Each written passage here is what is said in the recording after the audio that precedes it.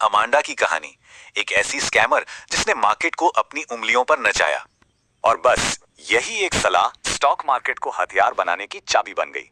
तो कहानी शुरू होती है अमांडा से, एक छोटी मोटी क्रेडिट कार्ड स्कैमर जिसका सपना था जल्दी से अमीर बनना। उसे लगा कि डे ट्रेडिंग ही उसकी फाइनेंशियल फ्रीडम का टिकट है, तो वो इसकी बारीकियां सीखने में लग गई। अमांडा के सामने वो बिल्कुल अलग सलाह थी। एक तरफ से सेफ इन्वेस्टमेंट, दूसरी तरफ इस खेल को अपने रूल से खेलना। उसने रूल्स के हिसाब से अपना पहला ट्रेड किया, पर नतीजा सीधा $2700 का घाटा। इसी फ्रस्ट्रेशन में उसकी मुलाकात हुई बॉब द ब्रोकर से, जिसने उसे मार्केट का असली सच बताया। बॉब ने उसे समझाया कि असली खेल मार्केट को प्रेडिक्ट करना नहीं, बल्कि उसे इन्फ्लुएंस करना है। तो अमांडा ने बनाया अपना खुद का हाइप सिस्टम। गलत जानकारी फैलाओ और ट्रेडर्स के लालच से पैसा कमाओ। अब वो एक बड़े खेल के लिए तैयार थी और उसका टारगेट थी एक फार्मा कंपनी जिससे वो पर्सनली जुड़ी थी।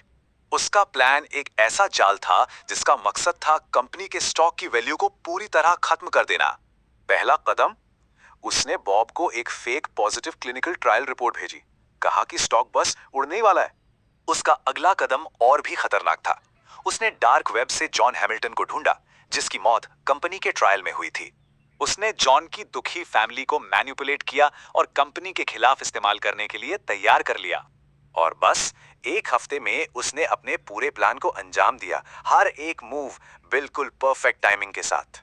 जैसे ही अमांडा का प्लान काम करने लगा, कंपनी का स्टॉक कुछ ही घंटों में क्रैश हो गया। बॉब और उसकी फर्म तो इस जाल में फंस चुकी थी। तब अमांडा ने उसे उसी की दी हुई सलाह याद दिलाई। अमांडा के इस एक अटैक ने फर्म को पूरे $5 मिलियन का नुकसान कराया, उसी फर्म को जिसने उस पर भरोसा किया था। पर सजा मिलने के बजाय फर्म का हेड उसकी इस चालाकी से इंप्रेस हो गया।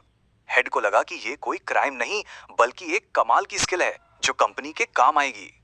अमांडा ने ये गेम तो जीत लिया, पर एक सवाल जरूर खड़ा कर दिया।